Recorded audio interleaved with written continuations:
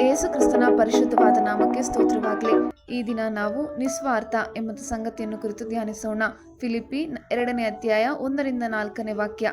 ಕ್ರಿಸ್ತನಿಂದ ಉತ್ತೇಜನ, ಪ್ರೀತಿಯ ಪ್ರೇರಣೆ, ಪವಿತ್ರಾತ್ಮನ ಅನ್ಯೋನ್ಯತೆ, ಕಾರುಣ್ಯ ದಯಾರಸಗಳು ಉಂಟಾಗುವುದಾದರೆ ಐಕ್ಯ ಮತ್ತೆ ಉಳ್ಳವರಾಗಿದ್ದು ನನ್ನ ಸಂತೋಷವನ್ನು ಪರಿಪೂರ್ಣ ಮಾಡಿರಿ.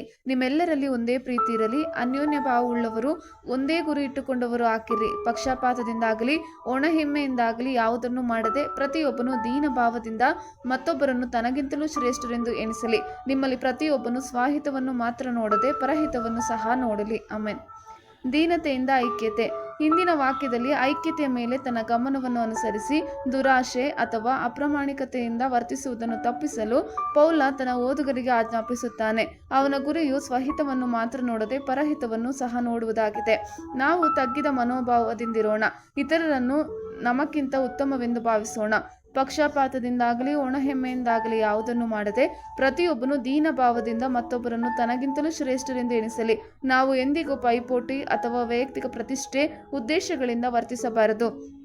ಆದರೆ ನಮ್ರತೆಯಿಂದ ಪರಸ್ಪರರ ಬಗ್ಗೆ ಹೆಚ್ಚು ಯೋಚಿಸಿ ನಂತರ ಜನರು ನಿಮಗೆ ಏನೇನು ಮಾಡಬೇಕೆಂದು ಅಪೇಕ್ಷಿಸುತ್ತೀರೋ ಅದನ್ನೇ ನೀವು ಅವರಿಗೆ ಮಾಡಿರಿ.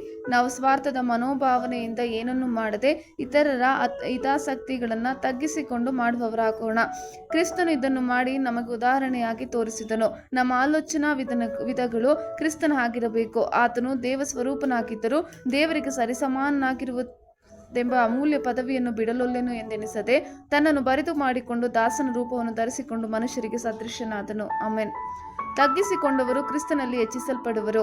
ಫಿಲಿಪ್ಪಿ 2ನೇ ಅಧ್ಯಾಯ 5-7 ವಾಕ್ಯ. ಕ್ರಿಸ್ತ ಯೇಸುವಿನಲ್ಲಿದ್ದಂಥ ಮನಸ್ಸು ನಿಮ್ಮಲ್ಲಿಯೂ ಇರಲಿ. ಆತನು ದೇವ ಸ್ವರೂಪನಾಗಿದ್ದರೂ ದೇವರಿಗೆ ಸರಿಸಮಾನನಾಗಿರುವುದೆಂಬ ಅಮೂಲ್ಯ ಪದವಿಯನ್ನು ಬಿಡಲೊಲ್ಲೆನು ಎಂದೆನಿಸದೆ ತನ್ನನ್ನು ಬರಿದು ಮಾಡಿಕೊಂಡು ದಾಸನ ರೂಪವನ್ನು ಧರಿಸಿಕೊಂಡು ಮನುಷ್ಯರಿಗೆ ಸದೃಶ್ಯನಾದನು. ಆಮೆನ್. ಯೇಸು ಕ್ರಿಸ್ತನ ಕೃಪೆ ನಿಮ್ಮೆಲ್ಲರೊಂದಿಗಿರಲಿ.